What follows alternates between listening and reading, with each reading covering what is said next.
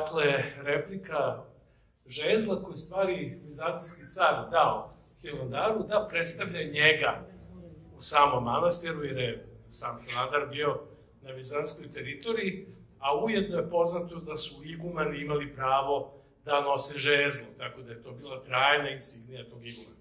Naravno, ovo je replika i u tom smislu ona što je moguće vernije ponavlja i predstavlja materijal svog originala. Blagoslov koji je stigao iz Hilandara, od hilandarskog bratstva. Prosto, to je, smem slobodno da kažem, možda i komad koji mi je nekako u celokupnom mom životu najinteresantniji i najdraži. Sklon sam da često kažem da u životu nema slučajnosti. Pa za ovo takođe nema slučajnosti.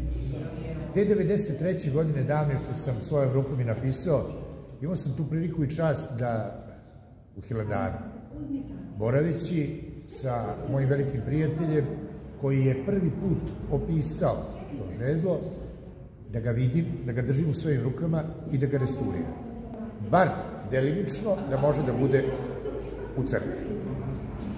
Od tad, eto, do prošle godine je 30 godina prošlo i prošle godine, tačno posle Božića, evo sad će biti godinu dana, opet preko jednog čoveka, ja nisam bio, kome sam, eto, imao prilike da omogućim i taj odlazak i saradnju sa monasima, koji su jedini čuvari svog našeg blaga koje imamo kao narod, stigao je blagoslov i ja sam onako malo poletno, više detinjesto, pristupio tom radu, ne radu kao radu, nego i ne odnosu ka radu, naprotiv, nego ne proveravajući neke stvari, ušao sam u jedan veoma ozbiljan projekat.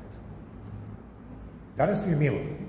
Danas mi je milo kao čoveku, pre svega imao sam veliku podršku svog sina koji mi je mnogo pomagao. Normalno, kao mlad čovek, barata sa tim novotehnološkim stvarima, nosim danas to saznanje da sam jedina osoba u svetu koja je imala tu priliku da svojim rukama napravi prvu i jedinu kopiju.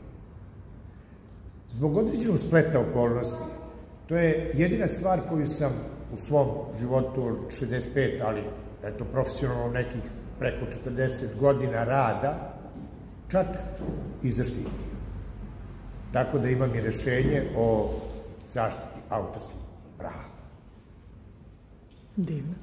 Spada u red, to nije moje, ja sam primenjaš, ja nisam istoričar, ali verujem i čak je i par gospodin koji je otvorio izložbu, moj dobar prijatelj, gospodin Bojan Popović, direktor Galerije Fresaka, mi je udostojio i napisao mi je stručno mišljenje.